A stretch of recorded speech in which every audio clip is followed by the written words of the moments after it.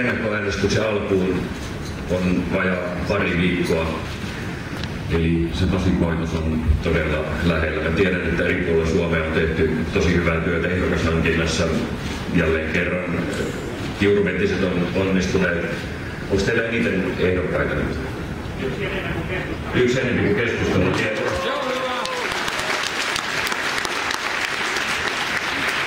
Mä muistan Kiurumedellä oli aina ja vain yksi kokoomuslainen valtuutettu. Nyt on monta ja tulevien vaalien jälkeen on vielä enemmän. Te olette tehneet erittäin upeaa järjestötyötä. Samoin eri puolilla Suomea hyvin haastavissa olosuhteissa, mutta sama kertoo siitä, että meidän ihmiset, jotka ovat halunneet tulla vapaaehtoisesti edustamaan kokoomuslaisia arvoja, haluaa tehdä silloin, kun on tiukka paikka työtä oikein hartiavoimin. Kiitoksia teille jo tähän saakka tehdystä työstä. Me lähdemme näihin kuntavaaleihin paremmissa asetelmissa kuin itse asiassa koskaan aikaisemmin. Paremmissa asetelmissa kannatuksen suhteen, paremmissa asetelmissa suhteessa ehdokashankintaan. Me emme ole koskaan olleet niin lähellä toisia suuria puolueita ehdokasmäärissä kuin tällä hetkellä olemme. Ja se kertoo vaan siitä, että vaikka vaikeaa on ollut haavia ehdokkaita, niin näillä arvoilla on kysyntää. Ja meidän järjestöväki haluaa kantaa vastuuta Suomen uudistamisesta ja se työ kantaa hedelmää. Mä saan näistä vaaleista aina ihan hirveästi kiksejä. Kaikkein eniten kun saa olla teidän kanssa eri puolilla Suomea tekemässä vaalityötä ja saa sitä tsemppiä ja näkee sen, että jälleen kerran meillä porukka toimii, meillä porukka tekee työtä hymyhuulissa ja sen tunnelman näkee siis naamasta. Tuo voitontahtoinen tunnelma ja on semmoinen uudistajan mieli, että tosiasiat tunnustetaan ja nyt pistetään paikkoja kuntoon niin, että Suomi olisi hyvinvointiyhteiskunta tulevina vuosina. Maanantaina oli Itä-Hämeessä, kiitoksia itähämäläisille, erittäin upea, hyvä kiertue. Huomenna mennään Pohjois-Savon kiertueelle, sitten ensi viikolla on myös Pohjanmaalla, perjantaina Helsingissä ja viikon päästä lauantaina sitten Etelä-Savossa. Eli kierroksia on ja kierrokset pitää olla siinä kierrosmittariksi korkealla, mutta jalkojen pitää toimia myös. Gallupit povaavat hyvää, mutta hyvät ystävät, niin nyt kuin aina ennenkin. Gallupit kertovat aina historiasta, ne ei kerro yhtään mitään tulevaisuudesta. Eli joka ikinen ääni on ansaittava. Meidän kokoomuslaisten on ansaittava joka ikisen suomalaisen luottamus, jos meinaamme saada häneltä äänen omille ehdokkaillemme tulevissa vaaleissa. Nämä kuntavaalit on todennäköisesti Suomen historian tärkeimmät ja merkityksellisimmät vaalit, koska tulevan 4 vuoden aikana on tehtävä ratkaisuja, jotka uudistavat Suomea. Jotka uudistavat Suomea niin, että me voimme rehellisesti todeta, että hyvinvointiyhteiskunta ja hyvät työpaikat, lisääntyvä työpaikkakehitys on totta myös tulevina vuosina. Kun katsomme tätä nykytilannetta, niin meitähän vaivaa talouskriisi, pitkittynyt talouskriisi. Se ei pelkästään vaivaa, vaan se myös turhauttaa. Mutta siinäkään ei ole muuta vaihtoehtoa muuta kuin etsiä ratkaisuja. Ehkä jos yksi konkreettinen asia pitäisi nimetä, jolla on kaikkein suurin vaikutus kuntien rahoituspohjaan tai työpaikkojen määrään, niin tämä eurokriisin ratkaisu on ehkä se. Mitä nopeammin se saadaan ratkaistua, sitä nopeammin meidän talous lähtee käyntiin, sitä nopeammin suomalaisten ihmisten työtä ostetaan maailmaan. Ja sen takia ei riitä se, että listataan 10 ongelmaa. Kyllä me kaikki tiedämme, mikä on ongelma. Nyt pitäisi listata niitä ratkaisukeinoja ja sen vuoksi tässä tehdä työtä päivää. No toinen ilmiö, joka meitä haastaa, on yritysten irtisanomiset. Monessa kodissa on mielet matalalla, kun odotetaan tai pelätään työpaikan menettämistä. Oli se syy mikä hyvänsä, niin se on aina kova paikka. Meillä on päällä oikeastaan tämä eurokriisin, joka on suhdanneluontoinen, niin sen lisäksi kaksi tällaista rakenteellista haastetta. Niitä me emme pääse pakoon, vaikka haluaisimme. Ensimmäinen on talouden rakennemuutos, mitä aina on Suomessa tapahtunut, tulee aina tapahtumaan, ja toinen on väestön muutos, eli väestön ikääntyminen. Tämä talouden rakennemuutos, jos sitä jotenkin yrittää yksinkertaistaa, tarkoittaa sitä, että kun esimerkiksi maailmalla luetaan uutisia iPadeilta tai kännyköistä, se mahdollisesti tarkoittaa sitä, että sanomalehtiä ei tilata tai osteta yhtä paljon kuin aikaisemmin. Ja silloin jos näin on tilanne, niin silloin sitä sanomalehtipaperia ei myöskään tarvita samassa määrin kuin aikaisemmin. Ja silloin jos ei paperia tarvita, niin sitten ei välttämättä tarvita sitä paperitekokoneita samassa määrin. Eli kyllä paperia jatkossakin tarvitaan, mutta tarvitaanko yhtä paljon kuin ennen tai kasvaako se kysyntä, niin se on tässä nyt muutoksessa. Eli maailma muuttuu, se haastaa rakenteita, se haastaa valtioita, se haastaa työpaikkoja, se haastaa yrityksiä. Ja silloin meidän pitää vain hyväksyä tietyt tosiasiat, jotta osaamme toimia toisin, jotta Suomeen tulee uusia työpaikkoja. 90-luvun alun lama kaikessa karmeudessaan oli esimerkki siitä, että silloinkin me olimme talouden rakennemuutoksessa. Neuvostokauppa romahti, koska Neuvostoliitto romahti. Moni muu tuotannoala oli myös rakennemuutoksessa. Mitä silloin tehtiin? Silloin puolustettiin Suomen julkisen talouden uskottavuutta tosi kovilla leikkauksilla ja veronkorotuksilla, mutta samaan aikaan satsattiin uuteen.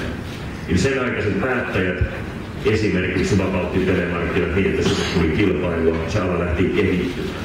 Sen aikaiset päättäjät samaan aikaan kun leikkasivat, lisäsivät satsauksia tutkimukseen ja tuotekehitykseen. Ja samaan aikaan he uudistivat meidän verojärjestelmä siten, että veropohjaa laajennettiin, eli veroja maksettiin useammasta paikasta, mutta prosentti oli alhaisia. Ja yritysten kannatti jättää voittoa taseeseensa, ja kun se kannatti tehdä, niin yrityksellä oli rahaa investoida. Eli silloinkin tunnustettiin tosiasiat ja hyökättiin aktiivisesti tulevaisuuteen. Tehtiin ratkaisuja, josta syntyi uusi suomalainen talous, josta syntyi uusi suomalainen hyvinvointi. Tässä on siis tälläkin hetkellä kysymys. Me olemme keskellä rakennemuutosta. Nyt meidän pitää keksiä, mihin me haluamme uskoa, josta syntyy sitten jotakin uutta, mitä vielä emme ole nähneet. No, väestönmuutos on meille kaikille tosiasia. Se ei tarkoita sitä, että ikäihmiset ovat suomalaisille tai Suomelle ongelma. Sitä se nimenomaan ei tarkoita. Mutta jälleen kerran tosiasioiden tunnustaminen. Joka ikinen kuntavaaliehdokas on velvoitettu tietämään, kuinka omassa kotikunnassa kuntalaisten ikäjakauma muuttuu tulevien vuosien aikana. Keskimäärin tilanne tällä hetkellä on se, että meillä on noin 50 ikäihmistä, jotka ovat jo työuransa tehneet, rakentaneet Suomea, mutta ne ovat ansaitulla työeläkkeellä, ja vasta 100 työikäistä. Noin 15 vuoden päästä olemme tilanteessa, missä meillä on noin 75 ikäihmistä ja vasta 100 työikäistä. Ja jokainen ymmärtää sen, että tällähän on suuri merkitys suomalaiselle hyvinvointiyhteiskunnalle ja sille, että riittääkö työvoimaa. Eli nämä kaksi isoa haastetta ovat sellaisia, joita me emme pääse pakoon, mutta jotka vaativat meiltä, päättäjiltä, vastuuntuntoisuutta, uudistushalukkuutta, kykyä tehdä ratkaisuja, jotka kantavat Suomea. Ystävät, hyvinvointiyhteiskunta on ensisijassa lupaus huolenpidosta. Hyvinvointiyhteiskunta on lupaus laadukkaista palveluista, joka antaa meille jokaiselle mahdollisuuden elää täysipainoista elämää riippuen elämän sattumanvaraisuuksista tai kotitaustasta tai muusta tilanteesta. Me haluamme pitää tästä lupauksesta kiinni. Suomessa on tapana pitää lupaukset, ja tämä hyvinvointilupaus on niin vahva lupaus, että se vaikuttaa jokaisen meidän ajatteluun. Uskallammeko me suhtautua luottavaisesti omaan ikääntymiseemme? Voimmeko me olla ihan varmoja, että eri puolilla Suomea lapset saavat parasta mahdollista koulutusta? Haluamme pitää tästä lupauksesta kiinni. Ja se edellyttää sitä, että me uskallamme uudistaa Suomea. Uskallamme luovuttaa semmoisesta, joka ei palvele enää. Uskallamme uudistaa Suomea. tähän, hyvät ystävät, tähän koko tarinaan, näihin kahteen suureen haasteeseen me tarvitsemme Suomi-uudistusta. Se on aivan selvää, että muutosvoimat ja uudistukset aina myös arveluttavat. Moni miettii, että tarkoittaako se muutos sellaista, joka johtaa minun elämässäni johonkin huonompaan kuin missä tällä hetkellä on. Ja että miten meidän käy tässä kaiken muutoksen keskellä. Meidän vastuunkantajien velvollisuus on antaa ihmisille turvallisuuden tunnetta. Ja silloin pitää kysyä, kumpi tapa suhtautua tulevaisuuteen tuo turvallisuutta. Se, että sanomme, että ripustaudutaan tähän päivään eikä uudisteta mitään, koska se tulevaisuus on aina huonompi versio nykyisyydestä. Vai se, että kerrotaan avoimesti tosiasiat, tunnustetaan tosiasiat ja kerrotaan lista ratkaisuista. Kerrotaan ihmisille avoimesti, että me olemme tämmöisessä tilanteessa, mutta me tiedämme kuinka mennä eteenpäin. Uskon, että erityisesti tämän porukan, meidän kokoomuslaisten velvollisuus isänmaatamme kohtaan on kertoa ihmisille tosiasiat niin kuin ne on ja osoittaa listan ratkaisuista. Ajatelkaapa, jos meistäkin tulisi semmoinen porukka, joka haluaa vain tarrautua tähän päivään, joka pelkäisi tulevaisuutta, joka ei kykenisi kertomaan ihmisille rehellisesti tästä päivästä tosiasioista, eikä kykenisi laittamaan itseään likoon uudistusten puolesta. Mitä siitä tulisi? Ei yhtään mitään. Meiltä odotetaan vastauksia, meiltä odotetaan vastuuntuntoisuutta, meiltä odotetaan uusia innovaatioita ja rohkeutta olla Suomi-uudistaja. Kun eilenkin monen teidän kanssa keskustelin mulle pienempää epäilystä, ettei me tätä vastuuta kannata. On upea nähdä se innostus ja se rohkeus ja se itsensä likoon laittamisen henki, mikä kokousporukassa jälleen kerran on. Kuntavaaleissa on siis kysymys siitä, onko valtuustoissa enemmän niitä henkilöitä, jotka kertovat vain ongelmia, vai onko valtuustoissa enemmän niitä henkilöitä, jotka etsivät ratkaisuja ja uskaltavat laittaa itsensä likoon.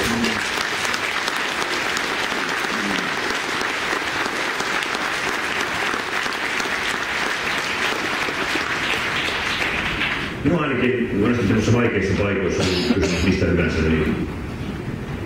niin helpottaa se, että katsoo tosiasioita tulemaan.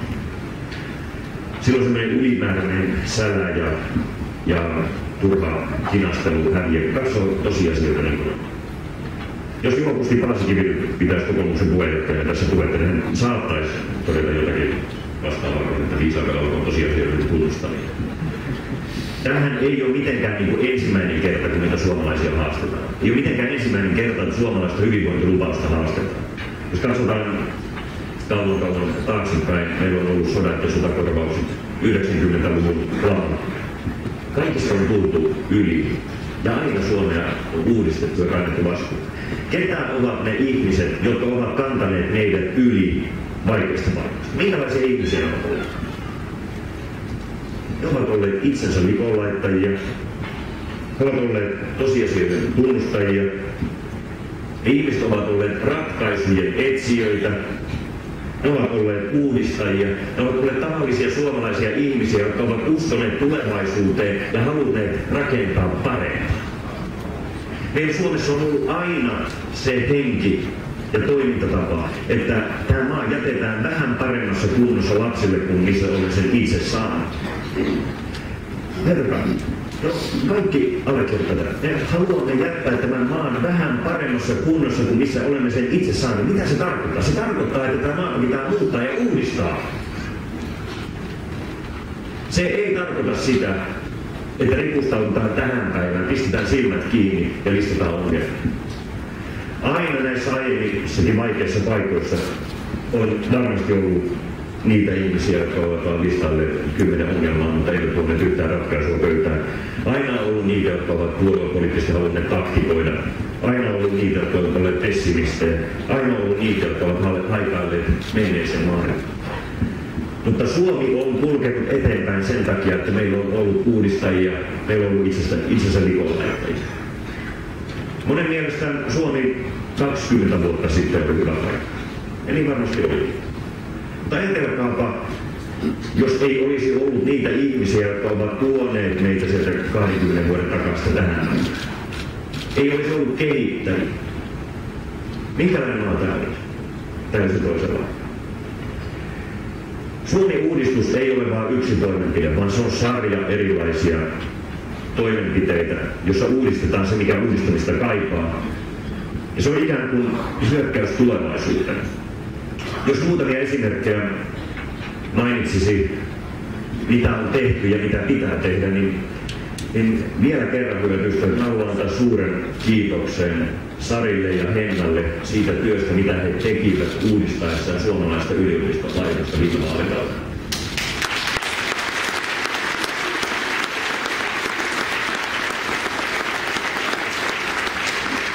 Miksi Sari ja Henna puskivat tätä uudistusta läpi, joka oli myös kritiikillä altissa? Siksi, että me uskoimme tutkimukseen, uuden tiedon tuottamisen voimaan ja siihen, että tätä kautta Suomi saa uutta tietoa, uusia innovaatioita, uusia työpaikkoja, uusia tapoja ratkaista hyvinvointien haasteita. Sen takia sitä yliopistosektoria piti uudistaa niin, että yliopistot ovat autonomisempia. Heillä on velvollisuus ja vastuu priorisoida omia toimenpiteitä ja saada myös ulkopuolelta vaikutteita hallintoon. Tämä on mitä suurimmassa määrin Suomi-uudistus. Toinen hyvä esimerkki viime vaalikaudelta Suomi-uudistuksesta oli vihreä verouudistus. Jälleen kerran paljon kritiikkiä herättänyt ajatus. Mutta se perusajatus, johon me uskoimme, on se, että kun työn teettämisen vero lasketaan, kun työn tekemisen vero lasketaan ja taas saastuttamisen vero nostetaan, niin A, se on ilmaston kannalta järkevää, mutta B, se on keino kannustaa uutta suomalaista yritystoimintaa, puhtaiden teknologioiden, uusiutuvan energian tuottamiseen. Eli me halusimme uudistaa Suomea niin, että tämä maa olisi entistä kannustavampi uudelle kasvuyrittäjille.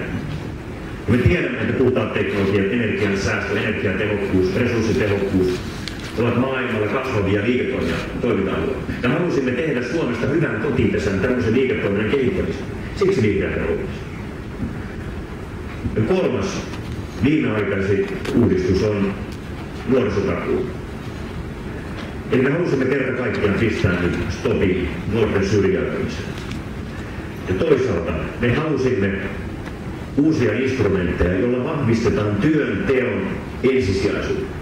Että joka ikinen nuori suomalainen voisi oppia työn tekemisen arvokkuuden.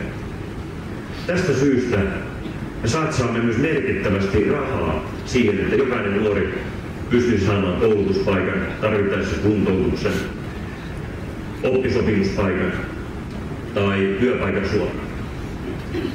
Eli tämä on keskeinen osa Suomen tulevaisuuden rakentamista. Eli opetetaan kaikille nuorille, niillekin, jotka ovat vaarassa syrjäytyä tai tippua väliin, että se työn tekeminen, sen ensisijaisuus on se tapa, jolla Suomea rakennetaan. Neljäs osa Suomi-uudistusta on talouden uudistaminen ja toisaalta talouden puolustaminen. Niin kuin tiedätte, me teemme tänä päivänä hyvinkin voimakkaita toimenpiteitä, epämiellyttäviä toimenpiteitä, kuten menojen leikkauksia, verojen korotuksia, siksi, että me puolustamme Suomea. Meidän tavoite on saada velkaantuminen taitettua, sen jokainen ymmärtää. Mutta samaan aikaan me puolustamme Suomen uskottavuutta ja luotettavuutta. Jos me häviäisimme tämän puolustustaistelun, se johtaisi todennäköisesti siihen, että meidän luottoluokitus laskisi. Se johtaisi siihen, että valtion velan korot nousisi, eli veronmaksajilta kerättäisiin enemmän veroja vain korkojen maksuun. Samalla tietenkin se johtaisi siihen, että yritysten lainan korot nousisivat, yrityksellä olisi vähemmän mahdollisuuksia investoida uusiin työpaikkoihin, ja tietenkin se tarkoittaisi sitä, että asuntovelallisten korotuksesta. Eli tästä syystä johtuen me laitamme itsemme likoon, jotta voimme puolustaa uskottavuutta ja kääntää suomalainen velkaantuminen toiseen suuntaan. Mutta samaan aikaan tämän talouden puolustustaistelun, suomalaisen puolustustaistelun ohella me hyökkäämme reilusti tulevaisuuteen. Jyri ja kumppanit ovat kehitelleet erilaisia kannusteita, jotka on nyt siis budjetissa mukana, joilla tähdätään nimenomaan uuden elinkeinotoiminnan synnyttämiseen. Eli siihen, että fiksujen suomalaisten ihmisten innovaatioista syntyisi pieniä yrityksiä ja pienestä joskus tulisi suurta. Tämä on nimenomaan hyökkäys tulevaisuuteen tämän talouden rakennemuutoksen nimissä. Mikään ei tapahdu yhdessä yössä, mutta me uskomme yrittäjyyteen. Me uskomme yrittäjyyteen ja sen takia me haluamme laittaa itsemme likoon, kun samaan aikaan leikkaamme ja satsaamme johonkin uuteen. Olen aivan varma, että tulevien vuosien aikana Suomesta on mahdollisuus kehittää vaikkapa puhtaiden teknologioiden, sen teknologian itsessään tuottamisen suunnalla. Eli me pystyvät pitää tietää, mihin uskoa. Me olemme halunneet uskoa sivistykseen, tutkimukseen, yrittämiseen, yrittäjyyteen, riskiottoon, siihen, että nuorista pitää pitää huolta, vaikka se joskus voi ollakin vaikeaa, jotta saadaan se työnteon ensisijaisuus jokaiselle mieleen niin, että se aidosti kantaa heidän elämänsä eteenpäin. Viimeinen kohta tässä Suomi-uudistuksessa, tai itse asiassa toiseksi viimeinen, on työelämä. Me tarvitsemme pidempiä työuria. Jokainen senkin tietää. Se tarkoittaa sitä, että nuorten pitää päästä nopeammin kouluun. Se tarkoittaa sitä, että sen opiskelun jälkeen nuorten pitäisi päästä nopeammin työelämään. Se tarkoittaa sitä, että meidän pitää etsiä keinoja, joilla ne työuran keskellä olevat välivuodet saataisiin minimoon. Se tarkoittaa sitä, että me etsimme keinoja, millä voimme parantaa työelämää niin, että ihmiset eivät sairastu kesken työuransa, eivät uuvu kesken. Ei tämän voi rakettikertailla. Ja se tarkoittaa sitä, että etsimme yhdessä työmarkkinajärjestöjen kanssa näitä keinoja, etsimme niitä keinoja, joilla voidaan tarpeettomat työssä poissaolot karsia, koska se ei ole reilua toisia työntekijöitä kohtaan. Ja se tarkoittaa sitä, että meidän täytyy yhdessä kaikkien toimijoiden kanssa katsoa, miten me voisimme kannustaa ihmisiä myös jaksamaan ja haluamaan tehdä työtä pikkasen pidempään.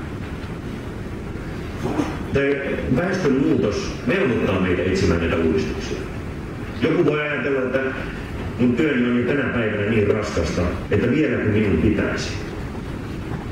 Jos työ uuvuttaa, se ei ole hyvä asia. Mutta mä uskon, että valtaosa ihmisistä voisi, haluaisi ja jaksaisi tehdä hyvää työelämää, mikä se työelämä olisi sellainen. Me kaikki tiedämme, että meillä on tulevina vuosina vähemmän työikäisiä ihmisiä, eli vähemmän niitä ihmisiä, jotka tekevät tuotteita, joita myydään maailmalle, vähemmän niitä ihmisiä, jotka maksavat palkastaan veroja. Niin tämä hyvinvointilupaus edellyttää sitä, että me haemme kaikki mahdolliset uudistukset, joilla me saamme työtunteja lisää, työpäiviä lisää ja työvuosia lisää.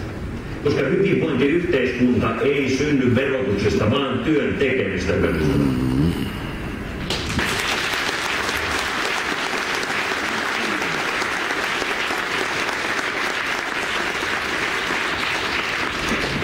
No viimeinen esimerkki Suomi-uudistuksesta, joka lähtee siis tosiasioiden tunnustamisesta, on kuntauudistus. Jossakin keskustelussa tuntuu, että tämä kuntauudistus on ikään kuin elämän suurempi. Ei se mikään elämän suurempi ole, se on osa elämää. Se ajatus lähtee siitä, että kun meillä on vähemmän työikäisiä tulevina vuosina, jotka palkastaan maksavat veroja, niin meidän pitää uudistaa Suomea niin, että se hyvinvointilupaus on totta myös siinä uudessa Suomessa. Jokainen ymmärtää sen, että meillä on tulevina vuosina reilusti enempi työuransa tehneitä Suomen rakentajia, jotka saavat ansaittua työelämää. Ja kun ikää tulee, myös palveluntarve kasvaa. Onko Suomi semmoinen maa, joka pystyy antamaan lupauksen näille ihmisille, näille Suomen rakentajille, että joka ikisestä ihmisestä pidetään huolta? Ikääntyminen on arvokasta. Vai sanommeko me, että meistä ei ole Suomen uudistamiseksi? Muutamia yksityiskohtia kun katsoo, niin meillä jo tällä hetkellä on kuntia, joissa enemmistö väestöstä on joko lapsia tai seniorikansalaisia ja vähemmistö työikäisiä. Vaatisi kyllä aina uuden talousteorian kehittämistä, jotta tässä tilanteessa kunta voisi olla turvallinen ja elinvoimainen. Tulevina vuosina 15 vuoden päästä tämä tilanne menee entisestään haastavammaksi. Meillä on tällä hetkellä jo kuntia, siis itse asiassa 80% suomalaista asuu kunnissa, jossa terveyskeskuksen pitää jonottaa yli 2 viikkoa. Siis 80% kansalaista asuu kunnassa, missä terveyskeskukseen pitää jonottaa yli 2 viikkoa. Onko tämä oikein? Ei ole.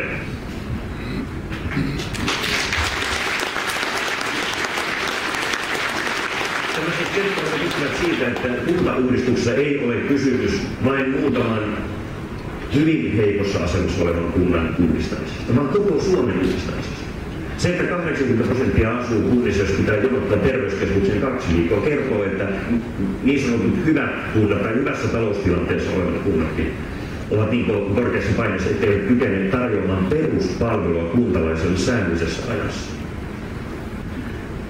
No, meillä on aika paljon kuntia, kymmeniä, joissa syntyy 10 tai alle 50 lasta vuodessa.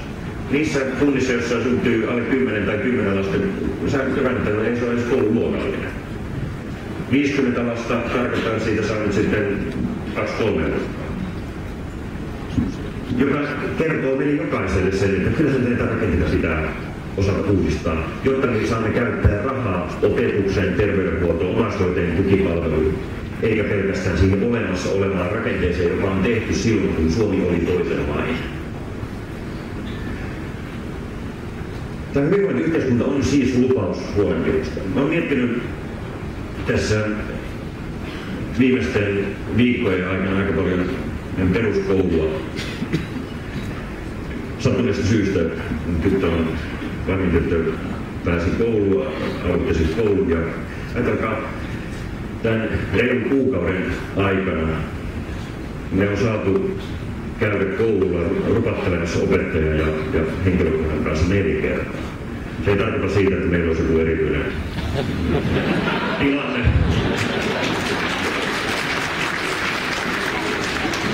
Se olisi tarkoittaa sitä, että koulu ottaa vakavissaan kodin ja koulun välisen yhteistyön. Eli se opettaja haluaa tutustua vanhempiin.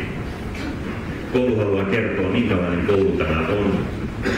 Miten me suhtaudumme lapsiin, miten me suhtaudumme tulevaisuuteen. Ja meillä on mielettömän hieno ja turvallinen fiilis, että näin on. Samaan aikaan me ollaan vaimon kanssa aivan liekeissä siitä, kun ollaan nähty, että minkälainen se kouluyhteisö aidosti on. Koulu on valinnut, että he haluavat olla tämmöinen eriyttävän opetuksen asiantuntija. Eriyttävä opetus, niin kuin minä sen olen ymmärtänyt, tarkoittaa jotakuinkin sitä, että opettaja opiskelee joka ikisen oppilaan, joka ikisen lapsen henkilökohtaisesti. Eli hän haluaa oppia näkemään, mitkä ovat tämän lapsen vahvuudet, mitkä ovat tämän lapsen tavat oppia, mitkä ovat tämän lapsen kehittämistä vaativat asiat.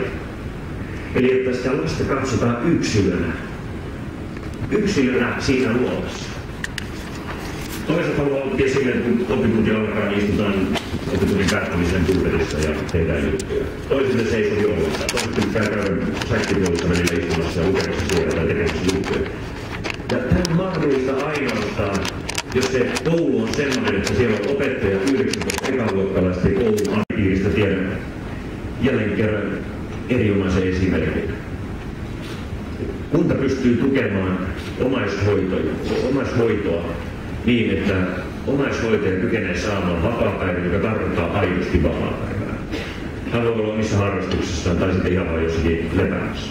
Kunta pystyy tukemaan omaishoitoa sillä, että kotona käy henkilökohtainen avustaja muutamia tunteja viikossa, jolla on mieletön vaikutus omaishoidettavalle sille, että sinne tulee vieras ihminen, joka on kuitenkin läheinen, joka auttaa harjoittelemaan kävelemistä, auttaa kaupungilla käymisessä, tuo sisältöä myös siihen elämään.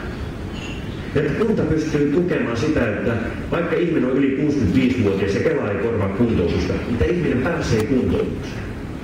Mikä merkitys sillä on ihmisen kävelykyvyn, mielenvirkeyden kannalta, kun pääsee kuntoutukseen. Pääsee välillä pois kotoa johonkin, missä on hyvää huolenpitoa, on samankaltaisessa tilanteessa olevia ihmisiä, pystyy oppimaan uutta ja treenaamaan vaikkapa kävelykykyä. Tämä on sitä todellista kotihoitoa, mitä pystytään tekemään, kun kunta on riittävän elinvoimainen, että silloin oikeasti varaa satsata ihmisiin, oikeasti pitää kiinni siitä hyvinvointilupauksesta.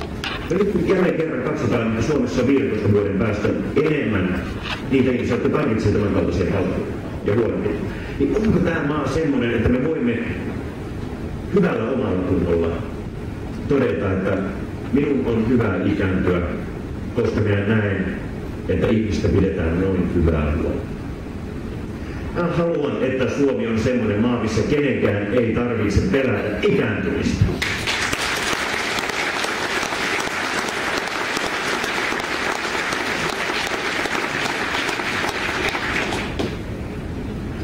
Miten tämä kaikki sitten tehdään?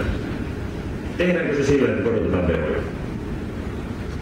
Joskin tapauksessa varmaan voi olla syytä korottaa veroprosenttia, mutta jos tämä kaikki pistettäisiin vain verotuksella hoidettavaksi, se tarkoittaisi sitä, että ensinnäkin Suomessa ihmiset olisivat verotuksesta hyvin epätasa-arvoisessa tilanteessa. Joissakin kunnissa maksettaisiin 10% korkeampaa tuloveroprosenttia kuin toisissa.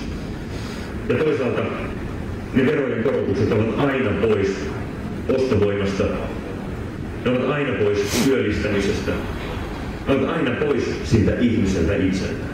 Eli ei tätä koko hommaa voida hoitaa verotuksella. Ja voidaanko se hoitaa valtionosuuksia lisäämällä? No en kyllä uskaltaisi lähteä sille kärkkeelle.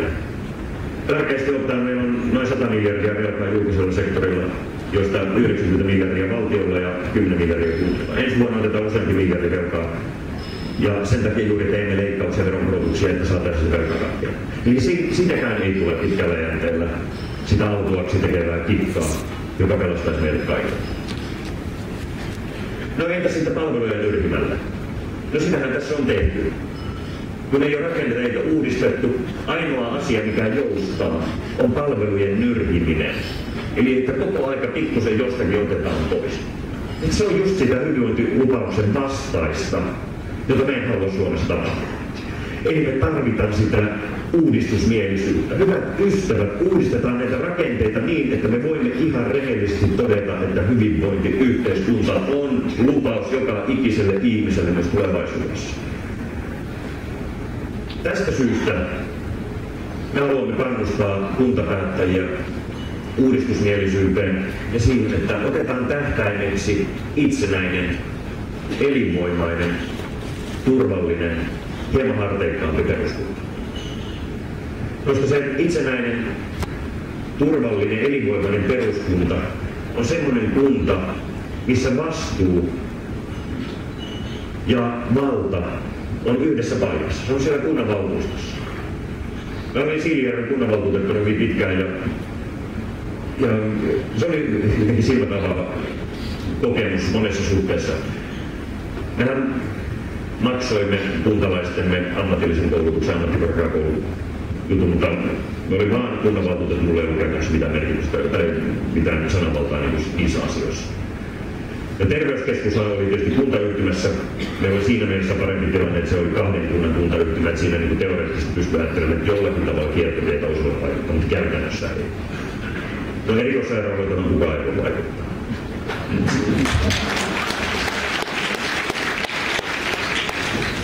Silloin kun ihminen soitti mulle ja halusi keskustella perusopetuksesta, niin silloin en päässyt pakoon ollenkaan. Olin kunnan valtuutettu, jonka ensisijaisena vastuuna oli nimenomaan koulutuksen järjestäminen. Siitä minä päätin, koska Siilijärven kunta tuotti perusopetusta ja lukio-opetusta teknisen työn ohella. Eli tämä vaan niin kertoo siitä, että jos halutaan pitää demokratia, kansanvalta, vastuu ja valta läpinäkyvässä tilassa, niin silloin kaikkein paras vaihtoehto on se, että meillä on itsenäinen, vahva, elinvoimainen peruskunta. Se on tietenkin selvää, että tulevinakin vuosina kunnat joutuvat tekemään yhteistyötä. Ei me koskaan päästä, eikä tarkoituksella päästä semmoiseen kuntarakenteeseen, että että meillä olisi vain sellaisia kuntia, jotka pystyy hoitamaan äitiysvalmennuksesta erikoissairaanhoitoa. Ei se ole realiteetti. Eli yhteistyötä tarvitaan myös jatkossa. Mutta että onko meillä enemmän kuin tänä päivänä näitä itsenäisiä vahvoja peruskuntia, siihen me voimme vaikuttaa. Ja mä toivon, että on. Ajatelkaapa, jos kaikki palvelut järjestettäisiin vaan näissä monitoimikuntayhtymissä. Eli kunta olisi ikään kuin tämmöinen perinneyhdistys, joka ei ole tarkoituskaan tuottaa palveluja, koska se ei siihen kykene. Ja sitten kaikki palvelut olisi jossakin erilaisessa monitoimikuntayhtymässä.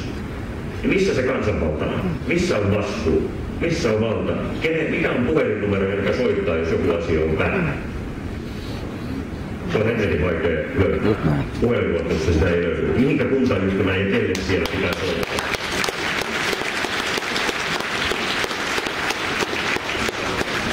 Eli ei tässä ole kysymys mistään elämää suuremmasta kysymyksestä. Tämä on osa elämää. Kun tunnustaa tosiasia, niin pystyy löytämään ratkaisuja siihen, miten tämä hyvinvointiyhteiskunnan lupaus pidetään. Ajatelkaapa, jos me jatkaisimme tässä nyrkimisen linjalla, eli jatkuvasti vähentäisimme vain palveluja, kun emme uskalla tai osaa uudistua, niin se johtaisi semmoiseen, että me emme saa verovaroille vastinetta. Maksamme korkeita veroja, mutta emme saa vastinetta. Se johtaisi helposti yhteisvastuun hengen katoamiseen. Se voisi johtaa helposti siihen, että ne, jotka kykenevät, alkavat suojaamaan omaa hyvinvointiaan erilaisilla vakuutuksilla. Kyllä vakuutuksia saa ottaa, ei siinä mitään, mutta ajatelkaapa, jos se yleistyisi, että kun emme usko siihen, että minusta pidetään huolta, kun minä sitä huolenpitoa tarvitsen, niin minun pitää ottaa yksityisiä vakuutuksia. Se käytännössä tarkoittaa sitä, että me maksamme siitä samasta hyvinvoinnista 2 kertaa. Ekana veroina kunnille ja toiseksi maksuina vakuutuslaitoksille. Tämä olisi tuhlausta. Eli tästä syystä, jotta meiltä yhteisvastuuhenki ja usko tulevaisuuteen voisi säilyä, me tarvitaan sitä uudistajan henkeä. Ei uudistamista pidä pelätä, ei tässä ole mitään mitä pitää pelätä.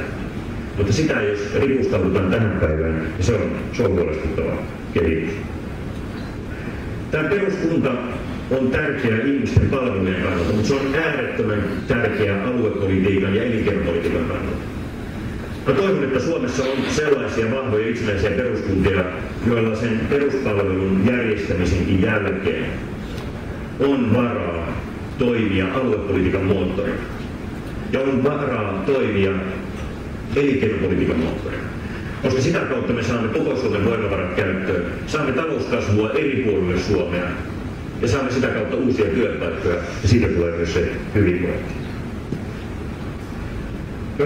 Meillä on kaikissa asioissa aina periaatteessa 2 ajattelutapaa, joita varmaan kun mietittävää ympärillä, niin vaikkapa valtuustoissa niin saatatte löytää kasvot ja nimenkin näille 2 erilaisella ajattelutavalla. On niitä, jotka ajattelevat, että sen tulevaisuus on aina heikompi painos nykyisyydestä. Ja että jos on suinkin mahdollista, niin mielelläni lähtisin parikymmentä vuotta taaksepäin. Se tulevaisuus ei ole mitään hyvää. Että sellainen ajattelu, että ennen kaikki oli parempi. Eikö kuulosta ihan tutulta? No sitten on olemassa toinen porukka, joka on lähtenyt valtuustoihin tai eduskuntaan muuttaakseen maailmaa. Kuinka moni tunnistaa tämmöisen? Eli ne on lähtenyt mukaan vaikuttamaan sen takia, että mä haluan muuttaa maailmaa. Tämä on se syy, mitä minä olen itse politiikassa. Mä olen halunnut lähteä muuttamaan maailmaa.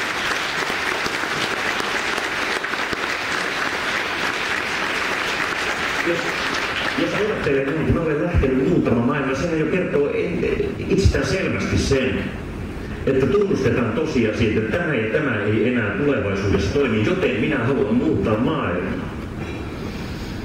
Tähän äskeisen kohderyhmään kuuluvat, niin joskus tulee mieleen, että kai he ymmärtävät sen, että kun me ollaan kaikki fillarilenkillä kimpassa, niin tämä yksi lopettaa polkemisen. Sen takia se ajattelee, että eihän kuitenkaan piti maalia asti mennä. Mitä sinne käy? Sehän kaapuu. Eli ei tätä maata koskaan ole rakennettu ripustautumalla tähän päin, vaan uudistaa. Hyvät ystävät, nämä kuntavaalit on monessa suhteessa Suomen tulevaisuuden kannalta tärkeä. Vaalitulos vaikuttaa siihen esimerkiksi, onko kunnissa ja kuntalaisilla valinnanvapautta palvelujen suhteen. Toiset on sitä mieltä, että valinnanvapautta ei pidä olla kaikille, yksi koko sopii kaikille. Taas meille valinnanvapaus on tärkeä arvo. Käytetäänkö vaikkapa palveluseteliä, jolloin ihminen pystyy saamaan esimerkiksi hoivapalvelua siltä tuottajalta, johon hän eniten luottaa.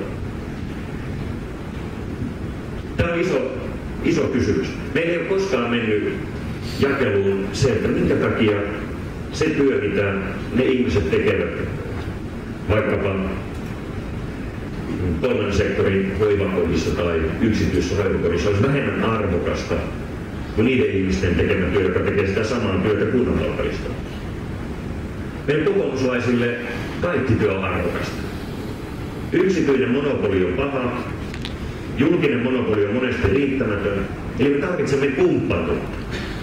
Mä uskon, että valtaosa hyvinvointipalvelusta tulevinakin vuosina tuotetaan kunnan oman työn. Mutta meidän pitää toivottaa tervetulleeksi kaikki ne osaajat, oli ne sitten kolmannen sektorin tai yritysten osaajia, jotka tulevat kehittämään näitä palveluita. Me tarvitsemme luovuutta, me tarvitsemme uusia ajatuksia tuottaa palveluita, jotta se laatu paranee, jotta myös kustannusvaikuttavuus paranee. Eli aivan turhaa tehdä ideologista eroa eri työntekijöiden välillä, kenenkä työ on arvokkaampaa kuin toista. Mitä ihmeen takia koulukuljetukset pitäisi ottaa taksiyrittäjiltä pois? Minkä ihmeen takia teitä ei voisi aurata paikallinen traktoriyrittäjä? Minkä ihmeen takia ne kuntoutuslaitokset, joita pyörittää kolmas sektori tai yritys, joilta kunta ostaa palveluja kuntalaisille, pitäisi jotenkin lopettaa? Ei se mitään järkeä. Me tarvitsemme kaikki osaajat ja luovuuden ja hyvinvointiyhteiskunnan palvelujen kehittämiseen. Tässä kuntavaaleissa on myös kysymys siitä, minkälaisia veroprosentteja ihmiset maksavat. Painetta veroprosentin kasvattamiseen on, mutta jos asioita tehdään fiksummin uudella tavalla, me voidaan sitä painetta purkaa. Kaikille tämä ei ole yhtä tärkeää kuin meille. Sen takia kuntavaalit on tärkeää. Aivan yhtä lailla kuntavaaleissa ja sillä, että kuinka monta kokoomushenkistä valtuutettua Suomessa on merkitystä siihen, miten tätä hyvinvointifilosofiaa edistetään. Onko niin, että hyvinvointiyhteiskunta tarkoittaa vain viranomaisvastuuta? Vai onko niin, että kunnissa on päättäjiä, jotka ottavat vanhemmuuden vastuun, järjestöjen vastuun, ylipäänsä aikuisen ihmisen vastuun rinnalle, kun ajatellaan, mitä palveluita tehdään, kuka tekee ja kenellä on vastuu ja mistäkin. Hyvät ystävät, vielä kerran, jos tämä ei ole kaikille tullut selväksi, välittämisen vastuuta ei voi ulkoistaa.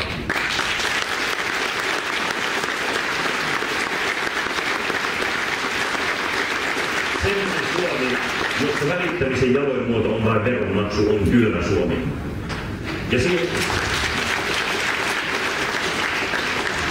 Ja sen takia me tarvitsemme niitä valtuutettuja, kokoomuslaisia valtuutettuja, jotka tuovat tämän kodin, perheen, kansalaisjärjestöjen roolin keskeiseksi elementiksi hyvinvointiyhteiskuntaa kehitettäessä. Hyvät kuulijat, meillä on siis kaksi tosi kovaa rakennehaastetta, joita emme pääse pakoon. Kokoomus ei etsi syyllisiä, vaan ratkaisuja. Me emme rakenna omaa politiikkaamme viholliskuvan varaan, vaan me haluamme uudistaa Suomea niin, että se hyvinvointilupaus olisi totta myös tulevina vuosina. Meillä ei siis ole poliittisia vihollisia. Me emme edistä kateutta Suomessa, vaan me edistämme kannustavuutta.